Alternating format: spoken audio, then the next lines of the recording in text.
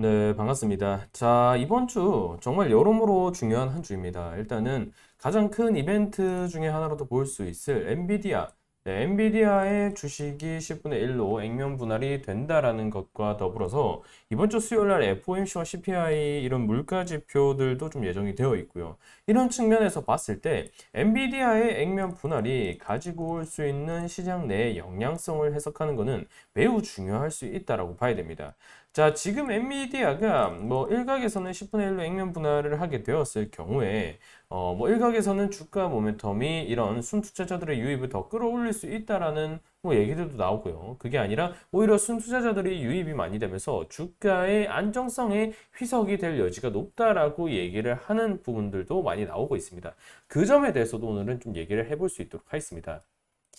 자, 일단은 엔비디아의 최근 제가 이 엔비디아가 400달러일 때부터 지난해 하반기일 때부터 계속해서 좀 강조를 좀 드렸던 종목 중에 하나였죠. 400달러 당시에 좀 체크를 드린 이후에 지금 3배수 가량 오른 1200달러의 자리를 잡고 있습니다. 자, 여기서 10분의 1로 액면 분할이 된다라고 하면 한 120달러 정도, 한 120달러 정도로 좀 줄어들면서 일반인들에 대한 접근 용이성이 상당히 좀 커질 수 있다라고 봐야 되겠죠. 물론 우리나라 증시 같은 경우에도 뭐 소수점 매매로 엔비디아를 그동안 꾸준히 분할 매수를 해오신 분들도 있을 수 있겠지만 이제는 온주를 가져갈 수 있다는 측면에서 일반인들에 대한 이런 접근성이 상당히 커졌다라고 볼 수가 있습니다. 대표적으로 우리나라에서 액면 분할을 좀 가져갔던 기업들 중 떠오르는 기업이 있다라고 하면 아무래도 삼성전자와 카카오를 예를 들 수가 있다라고 봅니다. 뭐 사실상 카카오 같은 경우에 액면 분할이 진행된 이후에 단기 급등이 좀 나와주는 모습도 있었지만 사실 이때는 카카오 자체의 모멘텀도 물론 있었다라고 봐야 되겠지만 2021년도 당시에 어떤 증시였나요? 네, 맞습니다. 코로나 이후 특수 증시라고 봐야 되겠죠. 코로나 이후 특수 증시가 좀 형성이 되면서 급등이 나왔지만 이후에 결국 모멘텀이 소실되면서 상당한 좀 약세를 좀 가져가는 이력이 있다라고 볼 수가 있는 거고요. 삼성전자 역시도 마찬가지로 액면 분할을 좀 크게 가져갔던 종목 중에 하나죠. 좀 더 땡겨 보겠습니다. 네, 액면 분할 날짜가 지금 잘 보이지가 않는데 자, 여기죠. 네, 요 시점입니다. 2018년 5월, 네, 10대 1 정도의 비율로 액면 분할을 가져갔던 부분이고요. 하지만 이때 당시에도 아무래도 시장이 2018년에 그렇게 좀 탐탁지 않은 흐름이 많이 나와주었죠. 그래서 이 당시에도 주가의 접근성을 높인다는 측면에서 너도 나도 이 삼성전자의 온주를 매수하게 되면서 주가의 시세를 좀 기대했던 부분이 있었지만 2018년 결국 시장의 거시적 영향성은 벗어날 수가 없는 모습이었습니다. 이런 것처럼 카카오도 그렇고요. 삼성전자도 그렇고요. 결국에 접근성이 용이해진다라는 특징은 있지만 10분의 1로 액면 분할을 하고 안 하고를 떠나서 결국에 시장의 영향성 그리고 주도성을 얼마나 꿰차고 있느냐에 따라서 그 방향성이 달라질 수밖에 없다라고 봐야 된다는 겁니다. 즉 엔비디아 역시도 1200달러 수준에서 좀 주가가 머물고 있고 오늘 분위기 자체는 좀 관망을 하는 흐름이 나올 수 있겠지만 오늘 10일 엔비디아가 분할하고 나왔고요. 그리고 11일 어떤 이벤트가 있죠? CPI와 PPI를 앞둔 경계심이 있습니다. 그리고 12일 이제 CPI 발표되고요. 그리고 바로 FOMC가 새벽 3시에 진행되게 되죠. 이게 결국 중요하다는 겁니다. 지금 엔비디아 역시도 결국에 테크주 측면에서 시장 견인을 한다는 특징은 있지만 결국에 시장의 이런 금리 영향성을 벗어날 수는 없을 부분이라는 게 그간 꾸준히 좀 확인이 되었던 부분이죠. 그래서 10일 날 액면 분할하는 흐름 자체는 시장의 기대치를 분출시켜 줄 수 있지만 이게 유지되면서 주가가 올라가기 위해서는 결국에 CPI와 FOMC에서의 변수를 죽인 상태로 거시적인 시장의 방향성이 올곧게 나와줘야 이에 따른 효과도 강해질 수가 있다는 겁니다. 자, 그런 측면에서 CPI와 PPI의 일정 그리고 12일에 있을 국채 입찰 포인트를 우리가 주목을 해야 된다는 거죠.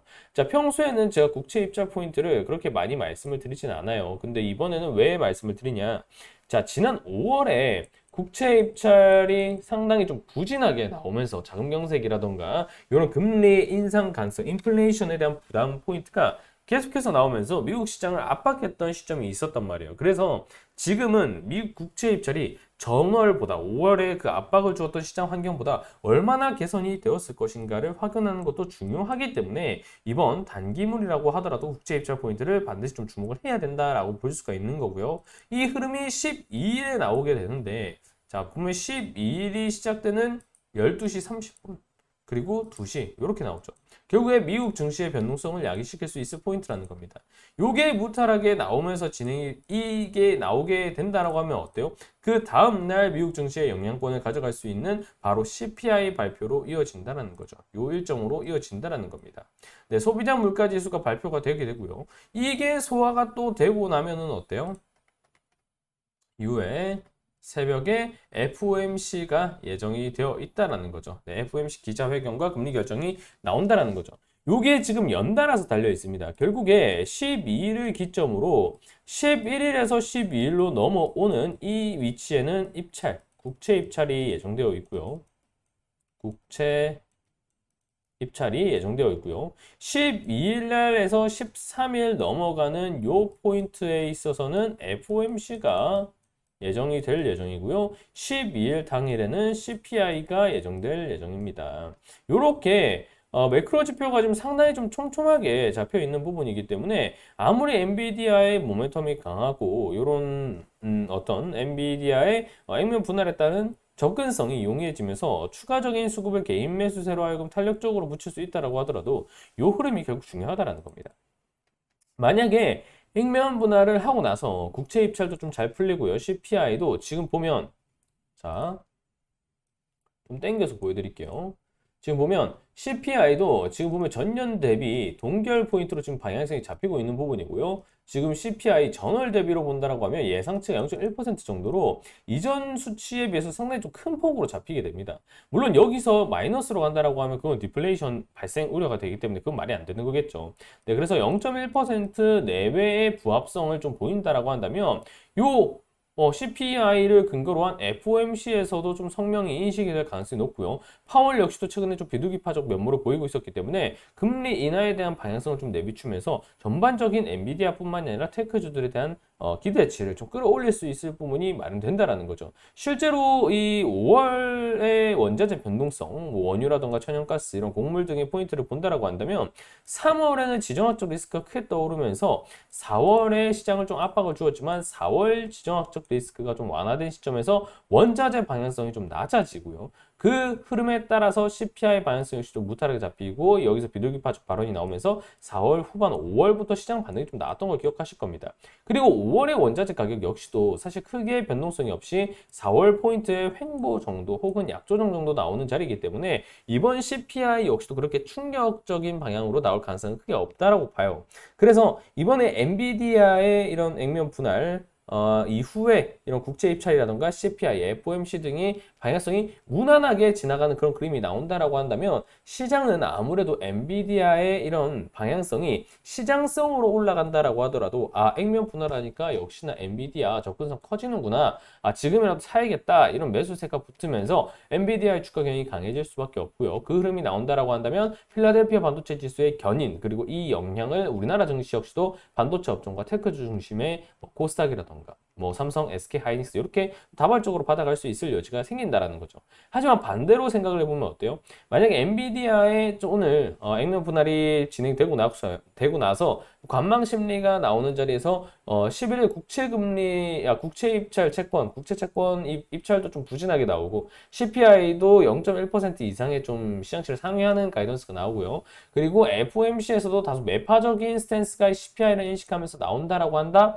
그러면 엔비디아를 비롯한 테크주들 당일 주가에 영향 받을 수밖에 없습니다. 그렇게 되면 시장은 어떻게 생각하겠어요? 액면 분할하니까 결국에 우려했던 것처럼 엔비디아의 주가 안정성이 희석이 되는구나 하면서 매물대가 나올 가능성이 높고요. 그렇게 되면 지금 고점 랠리를 보이다가 하방 추세 조정을 $1,000까지는 받을 여지가 있다라고 봐야 된다는 거죠. 그럼 그 조정을 받는 과정에서 어떻겠어요? 엔비디아의 이런 필라델피아 반도체 지수 영향성을 인식하면서 눌림폭이 발생할 거고요. 우리 증시 역시도 그 데미지를 이어받을 수밖에 없다라는 거를 우리가 피해갈 수 없는 사실이라고 인지를 해야 된다라는 거죠.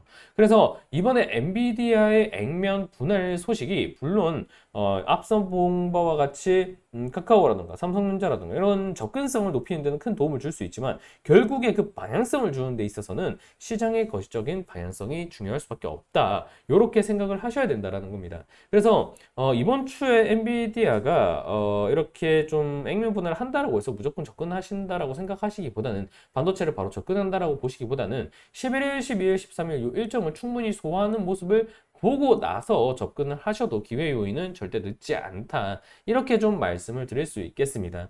자, 오늘은 엔비디아의 액면 분할 그리고 이번 주 있을 매크로 지표들에 대해서 방향성을 한번 잡아보는 시간을 가졌고요. 저는 그럼 여기서 오늘은 마무리할 수 있도록 하겠습니다. 자, 영상이 도움이 되셨다면 좋아요, 구독 꼭 눌러주시고요. 저는 다음 영상에서 그럼 인사드릴 수 있도록 하겠습니다.